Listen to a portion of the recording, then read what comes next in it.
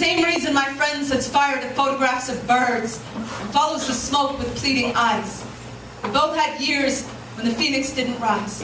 When we slept in beds of cindered feathers and held hollow ashen beaks the way other kids hold ice cream cones, I sucked the bones of a songbird's rotting wing. And you think your pills are going to fix me, doctor?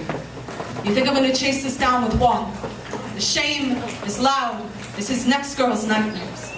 I tied my tongue like a ribbon in my baby sister's hair, like a bow around a gift I gave to my mother and father. And my silence echoed every Christmas morning, where we were still happy and grateful, but my silence was also his next girl's eyes, falling like timber when no one chose to hear, her roots ripped up her ground, eroding to the din of an old man's zipper. 20 years later, I wake in damp sheets, my body trembling to the ghost of her voice, cracking like a frozen lake.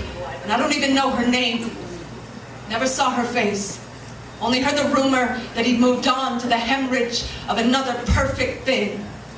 Now here, I sing through cinder, through microphones raised like white flags in war zones, through poems I have dug from my throat like fishing hooks from here. I look back and my voice lowered to half-mast, and we must have stood there with his dirty hand on his dirty heart, laughing like a broken levee, as his next girl woke with body bags beneath her eyes, and enough shame in her gut to give the hurricane her own name. If I could see her face, if I could face the eye of her storm, how would I ever tell her that I speak for a living?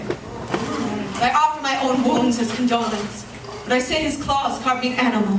But I say at 14 years old, I threw my bloody fist into my boyfriend's face till his eyes swelled shut and his tears turned crimson and his jaw cracked till I was finally convinced his hands were not every man's hands. But I tell her I've stood beneath street lamps, waiting for the swarming flies to identify my body as carcass, to swallow every cell of salt and leave nothing behind but the trellis of my untouched bones. I remember the fault lines in the corners of his eyes, the way he shook hands with my father, the look on his face beneath the swollen sun, even his shadow looked guilty. The concrete made crime scene by his touch. But I tell her this, but I ask if she has ever outlined her own body in chalk. Is there yellow tape in your truck dresser drawer for those nights when your true love's kiss is an anthem to a dead country, and you find yourself with rope burns around your neck, begging the bodies of strangers to not respect you in the morning? In the morning, I shovel my blood from the white snow. I wipe my frantic breath from the window, and I bind my breath so that something will hold my breath so tight that even the air in my lungs could be identified as woman.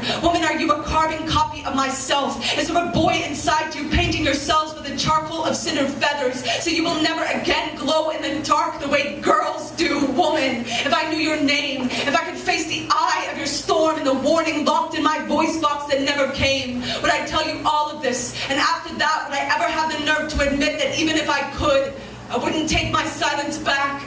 My father owned a gun. He would have blown that man apart. My mother owned a mother's heart. Everything would have broken. Everything but you.